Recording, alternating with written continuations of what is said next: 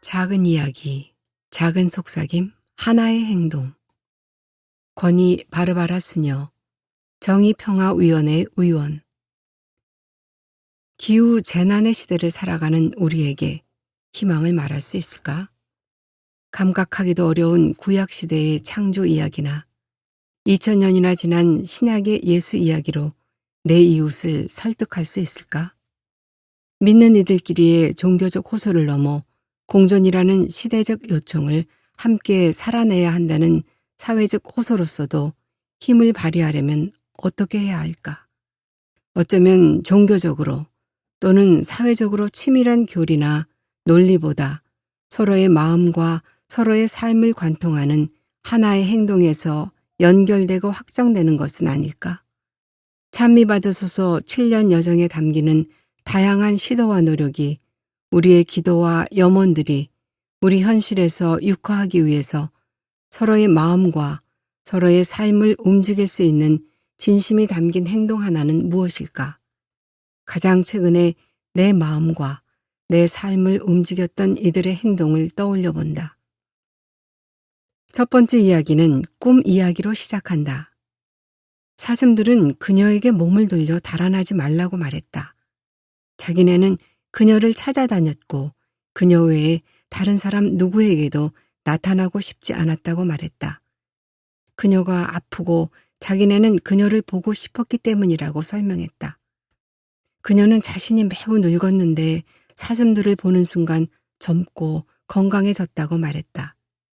사슴들은 그녀의 백내장을 치료해줬다. 그러더니 사슴들은 그녀와 함께 동굴로 들어갔고 그녀에게 말을 줬다. 그런데 그 말은 플라스칼라 인디언의 말을 했다.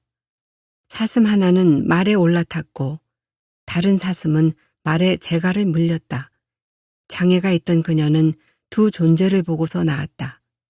바로 이 꿈이 1599년 7월 19일 오후 멕시코 치치맥 땅에서 교수형에 처한 이름도 알 수 없는 사람의 죄목이란다.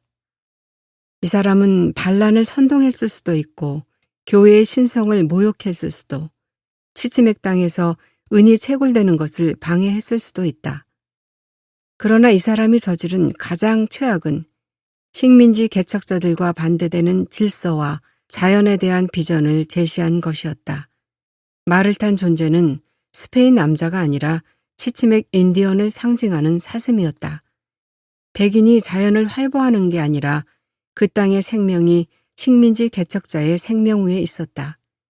이 꿈을 꾼 사람은 정치적인 반란이 아니라 우주적인 반란을 부르짖었다는 점에서 유죄였다. 이 사람이 꿈꾼 세계 질서는 선동적이었고 마녀라는 판결과 함께 처형된다.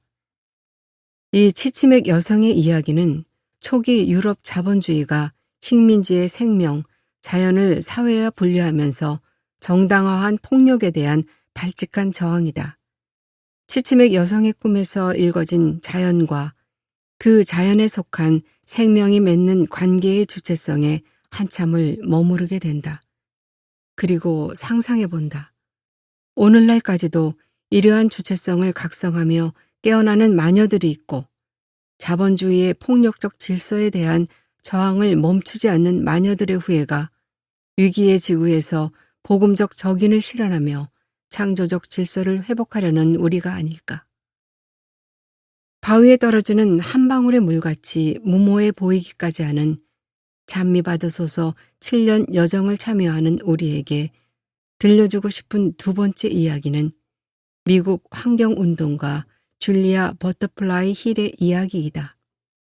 줄리아는 원시 삼나무 숲을 벌목에서 지키고자 높이 61m 삼나무 위에 올라 2년여 동안 738일 살았다. 줄리아는 이렇게 말한다. 무엇이 제게 희망을 주느냐고요? 제가 삼나무 루나 위에 올라가 있던 때 매일매일 전기톱 소리를 듣고 태고의 신비를 간직한 고목들이 쓰러져 가는 걸 봐야 했지요. 아무것도 할 수 없어 마음은 말할 수 없이 무거웠고 그저 하루하루 버티는 목격자로 지낼 뿐이었죠. 마지막 남은 희망마저도 질식하고 살해당하는 느낌이었어요. 희망을 붙잡고 있기가 정말로 너무 힘들었어요.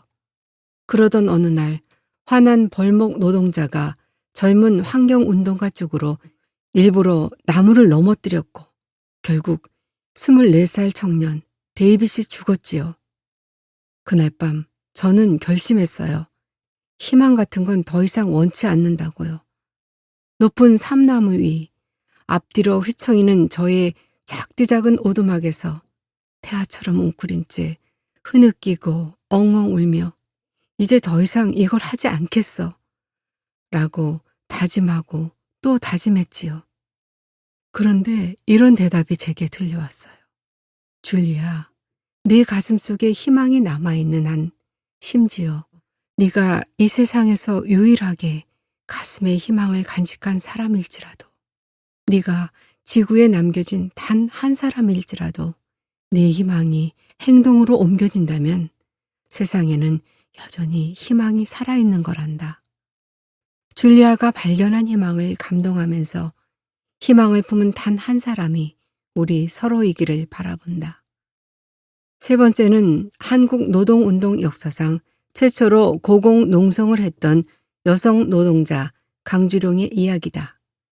평양의 평원 고무공장 노동자였던 강주룡은 1931년 5월 29일 평양 을밀대 지붕 위에 올라 회사의 일방적인 임금 감화 결정에 대항하여 임금 감화 철회 투쟁을 진행한다.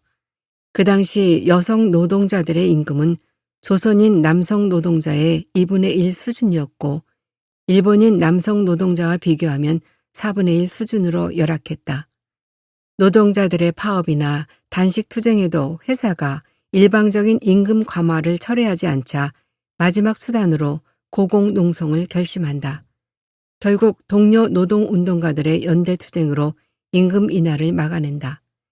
예나 지금이나 하늘을 오르는 노동자의 절박한 선택은 참으로 가슴 먹먹하게 서글프고 아프다. 그렇지. 어쩌면 지구적 위기라는 거대한 불행을 마주한다는 것은 이웃과 나의 현실에서부터 시작되는 것일 게다. 존재하는 본연의 정체성을 꿈꾸던 1599년의 이름 모를 치치맥 인디언 여성. 가장 절망적인 순간에 희망을 길어올려 천년의 삼나무 루나를 끝까지 지켜냈던 1997년의 줄리아 버터플라이 힐. 죽음을 각오한 용기로 을밀대 지붕 위에 올라 고무 신발 공장 노동자의 삶을 지켜낸 1931년의 강주룡이 그랬듯이 말이다. 그리고 성경 속 여성들의 이야기를 생각한다. 불가능을 가능한 현실로 품어내며 마니피캇을 노래한 마리아. 가장 비참하고 절망적인 순간에 이스라엘을 이끌어 이집트를 탈출했던 모세의 멘토 미리암. 죽음을 각오한 용기로 이스라엘을 구원한 유딧 등 수많은 이야기가 우리 현실 속에서 또 다른 치치맥 여성으로, 또 다른 줄리아 버터플라이 힐로, 또 다른 강주룡으로 하늘이 가까워 시린 고공 농성장에서, 제주 강정에서, 팽목 앞바다에서, 아마존 숲에서, 시리아, 미얀마, 우크라이나에서 살아 숨쉬고 있음을 알게 된다. 그리고 조용하지만 단호하게 주먹을 꼭 쥐어본다. 그리고 작은 속삭임을 시작한다.